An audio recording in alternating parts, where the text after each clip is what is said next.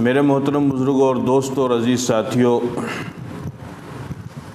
جس طریقے سے دنیا کی دوسری قومیں اس بات کو تسلیم کرتی ہیں اور مانتی ہیں کہ اپنے تمام تر ہر طرح کے عروج کو اور بلندی اور کامیابی کو حاصل کرنے کے لیے تعلیم کا ہونا انتہائی ضروری ہے، اسی طریقے سے ہم بطور مسلمان ہمیں یہ جاننا چاہیے اور ہمیں یہ سمجھنا چاہیے کہ ہم جس مذہب کو ماننے والے ہیں یعنی مذہب اسلام کو، کیا وہ اس بات کی طرف بھی کوئی توجہ دلاتا ہے اور کیا وہ تعلیم کی طرف بھی اپنے ماننے والوں کو ان کی توجہ مبذول کراتا ہے۔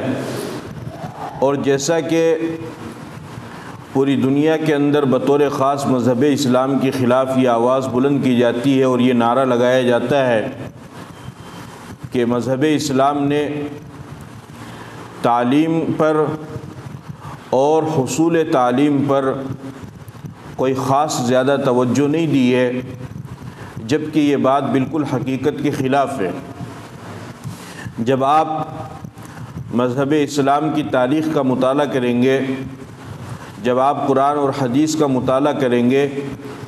اور جب آپ اکابرین بزرگان دین اور علماء کرام کی کتابوں کو پڑھیں گے اور ان کے بیانات کو سنیں گے تو آپ کو اس بات کا اندازہ ہو جائے گا کہ جتنی زیادہ توجہ مذہب اسلام نے تعلیم کی طرف دلائی ہے، شاید اتنی زیادہ توجہ کسی اور مذہب نے تعلیم کی طرف نہیں دلائی ہے۔ اور میں اس کی چند مثالیں آپ کے سامنے پیش کروں گا جس سے آپ کو اندازہ ہوگا کہ مذہب اسلام نے تعلیم کی طرف کتنی زیادہ توجہ دلائی ہے۔ آپ سب حضرات اس بات کو بخوبی جانتے ہیں کہ جہالت یعنی تعلیم کا نہ ہونا یہ تمام برائیوں کی جڑ ہے۔ جب تک جہالت کا خاتمہ نہیں ہوگا اس وقت تک برائیاں اور فسادات اور قتل و غارت گیری اور ہر طرح کی خون ریزی اور ناحق لڑائی جھگڑے یہ تمام چیزیں ختم نہیں ہو پائیں گی۔ جب انسان کی زندگی کے اندر تعلیم آئے گی اور ان کو ان چیزوں کا علم ہوگا کہ یہ تمام چیزیں غلط ہیں، بیکار ہیں اور اس سے دوسرے کو پریشانی ہوتی ہے، دوسرے کو نقصان پہنچتا ہے، جب اس چیز کا علم انسان کو ہوگا تو پھر انسان اس سے باز رہے گا۔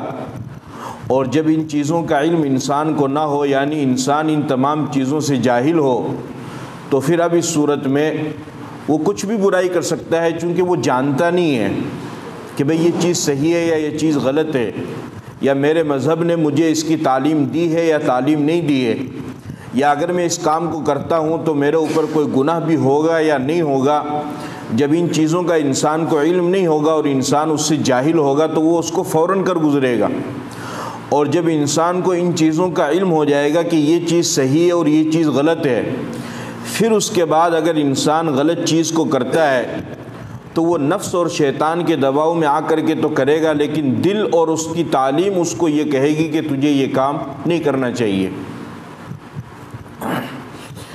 جیسا کہ ہمارے نبی پاک صلی اللہ علیہ وسلم کے تشریف لانے سے پہلے دنیا کا ماحول کیا تھا؟ ہمارے نبی پاک صلی اللہ علیہ وسلم کے تشریف لانے سے پہلے دنیا کا ماحول انتہائی دیگرگوں تھا، اور ہر طرح کی برائی جس کے بارے میں انسان تصور کر بھی سکتا ہے اور نہیں بھی کر سکتا ہے، ان تمام طرح کی برائیاں اس وقت عرب کے اندر موجود تھی۔ سب سے بڑی برائی تو یہ تھی کہ وہ ایک اللہ کو چھوڑ کر کے ہزاروں معبودوں کی عبادت کرنے والے تھے، اور اتنے عبادت کرنے والے نہیں تھے جتنے معبود بن چکے تھے، یعنی عابد اتنے نہیں تھے جتنے زیادہ معبود بن چکے تھے۔ اور خود خانہ کعبہ کے اندر 360 بت کفار مکہ نے اپنے اپنے طور پر عبادت کے لیے رکھ رکھے تھے، اور ہر آدمی نے اپنے اپنے گھر میں اپنے اپنے طور پہ عبادت کرنے کے لیے، پوجا کرنے کے لیے بتوں کو رکھ رکھا تھا۔ اور سفر کا بت الگ ہوتا تھا، حضر کا بت الگ ہوا کرتا تھا، پھر خاندان اور قوم اور قبیلے کے بت الگ ہوا کرتے تھے۔ اور پھر جب سفر میں جاتے تو اپنے ساتھ ایک پتھر کو اپنے ساتھ میں لے لیتے، اور پھر سفر میں جہاں موقع ہوتا وہاں پر اس کی عبادت کرتے، اور اگر اس جگہ میں پورے سفر میں کہیں پہ کوئی دوسرا اچھا پتھر مل جاتا تو اس پتھر کو پھینک دیتے اور دوسرے پتھر کو اٹھا لیتے اور اس پر تصویر بنا کر کے اس کی عبادت شروع کر دیتے، یعنی اس کو خدا بنا لیتے۔ یہ ان کی مشرکانہ رسم و رواج ان کے درمیان میں رائج تھا۔ اس کے علاوہ قتل و غارت گری، خون خرابہ، ہر طرح کی چھوٹی چھوٹی باتوں پر آپس میں لڑنا، آپس میں خون خرابہ کرنا، اور جب مرتے تھے تو اپنی اولاد کو وصیت کر کے جاتے تھے کہ دیکھ ہم جب تک زندہ رہے اس وقت تک ہم لڑتے رہے، ہمارے مرنے کے بعد تم اس لڑائی کو باقی رکھنا اور اس کو ختم نہ ہونے دینا۔ اگر تم نے اس لڑائی کو ختم ہونے دیا یا آپس میں صلح صفائی کر لی تو پھر ہماری قوم کی، ہماری قبیلے کی ناک کٹ جائے گی، اس لیے تم اس لڑائی کو آگے جاری رکھنا۔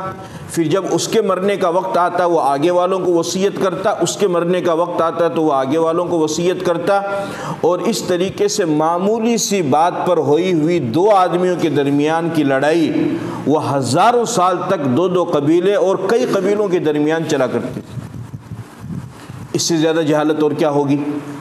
شراب کا پینا، قتل و غارت گری کرنا، خون خرابہ کرنا، اور اسی طریقے سے اولاد کو اپنے ہاتھوں سے ذبح کرنا، غلاموں کو پریشان کرنا، عورتوں کو تنگ کرنا، ان پر ظلم و زیادتی کرنا، اور بچیوں کو زندہ درگور کرنا، بچیوں کو زندہ قبر کے اندر ڈالنا اور ان کی پیدائش کو معیوب سمجھنا، یہ تمام چیزیں ان کے درمیان میں رائج تھی۔ لیکن اس کے باوجود بھی اس زمانے کو زمانہ قتل و غارت گری نہیں کہا جاتا ہے، زمانہ خون خرابہ نہیں کہا جاتا ہے، زمانہ شراب نوشی نہیں کہا جاتا ہے، زمانہ زنا خوری نہیں کہا جاتا ہے، زمانہ جوا خوری نہیں کہا جاتا ہے، بلکہ اس زمانے کو زمانہ جہالت کہا جاتا ہے۔ یہ ساری برائی تھی، لیکن اس کے باوجود بھی ان میں سے کسی کی طرف اس کی نسبت نہیں کی، بلکہ کیا فرمایا؟ پیغمبر کے آنے سے پہلے کے زمانے کو زمانے جہالت، یعنی چونکہ ان کو معلوم نہیں تھا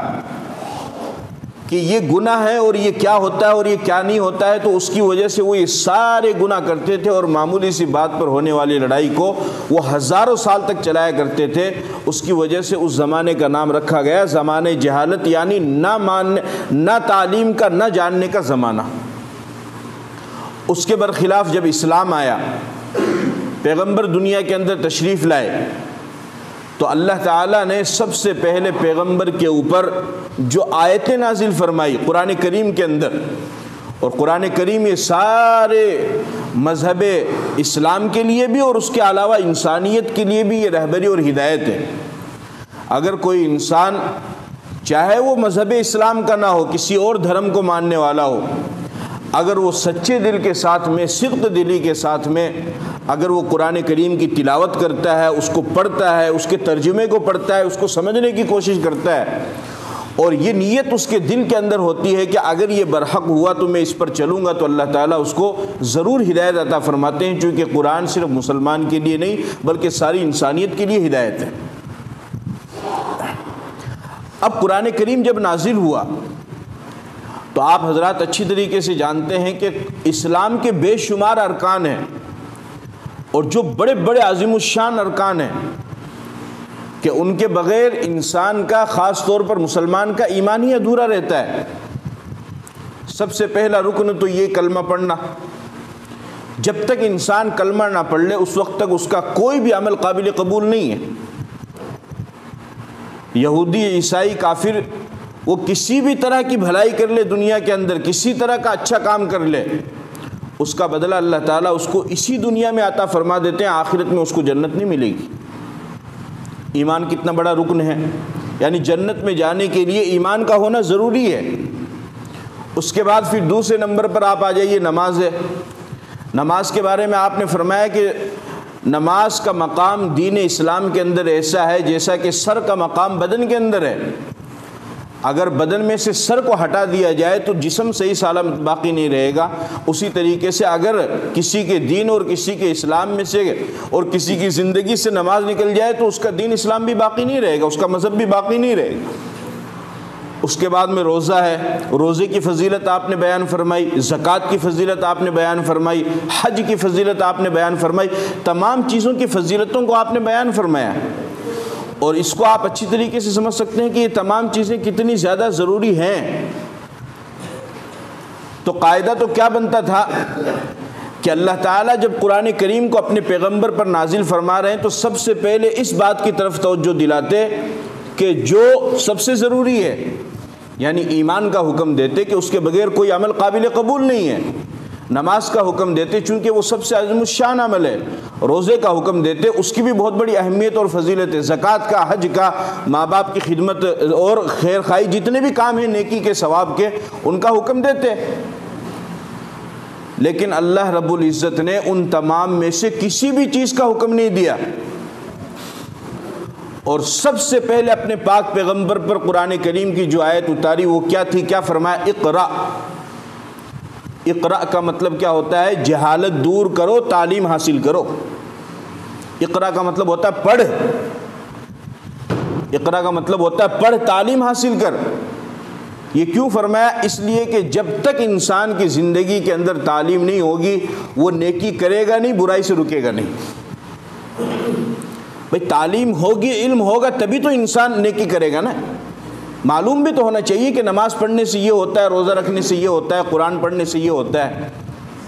اور یہ معلوم بھی تو ہونا چاہیے کہ شراب پیوں گا تو اتنا بڑا گناہ ہوگا، چوری کروں گا تو اتنا بڑا گناہ ہے، زنا کروں گا تو اتنا بڑا گناہ ہے، دوسرے کے دکان پر یا دوسرے کے مکان پر یا دوسرے کی زمین پر ناجائز قبضہ کروں گا تو اتنا بڑا، یہ علم ہوگا تب تو انسان باز آئے گا نا۔ اور کسی انسان کو معلوم ہی نہیں ہے کہ یہ گناہ ہے وہ تو دھڑلے سے کرے گا، بھئی اس کی نظر میں تو سب برابر ہے نا، اس کا تو بس ایک ہی مقصد ہے، مجھے اپنی خواہش پوری کرنی ہے، اور وہ اس کو کرنے کے لیے کچھ بھی کرے گا۔ لیکن جب تعلیم انسان کے پاس ہوگی تو پھر وہ تھوڑی دیر کے لیے سوچے گا کہ نہیں میں یہ کام نہیں کر سکتا ہوں، چونکہ مجھے کل قیامت کے دن اللہ کے سامنے کھڑا بھی ہونا ہے، مجھے رسول اللہ کو اپنا چہرہ بھی دکھانا ہے، اور مجھے قبر میں بھی جانا ہے، مجھے مرنا ہے۔ اب آپ اس سے اندازہ لگا سکتے ہیں کہ مذہب اسلام نے تعلیم کی طرف کتنی توجہ دلائی ہے، کہ یعنی قرآن کریم میں سب سے پہلی آیت ہی اللہ نے وہ نازل فرمائی، اقرأ بسم ربک الذی خلق، کہ اے میرے نبی آپ اپنے رب کے نام سے پڑھنا شروع کیجئے، تعلیم حاصل کرنا شروع کیجئے۔ اب لوگ جو نعرہ لگاتے ہیں اور جو کہتے ہیں کہ مذہب اسلام نے تعلیم پر کوئی توجہ نہیں، ان کا یہ نعرہ غلط ہے، ان کی یہ صدا، ان کی یہ آواز یہ غلط ہے، ان کا یہ دعویٰ غلط ہے۔ سب سے پہلے اللہ نے حکم ہی اسی کا دیا ہے